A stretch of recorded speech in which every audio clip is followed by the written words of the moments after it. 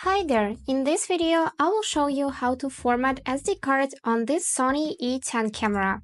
Let's get started.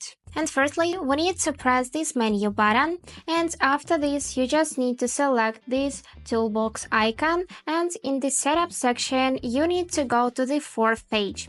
Just using this controller. So this is up button, this is down button, this is right button, and this is left button.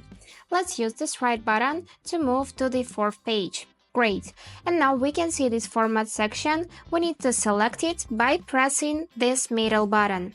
And after this, swipe up and press again to enter. And after this, all of your data will be deleted, and just wait a couple of seconds till formatting process will be completed. And that's it, now we have freed up some space on this SD card. So that was all for now. Hope this video was useful for you, and thank you so much for watching.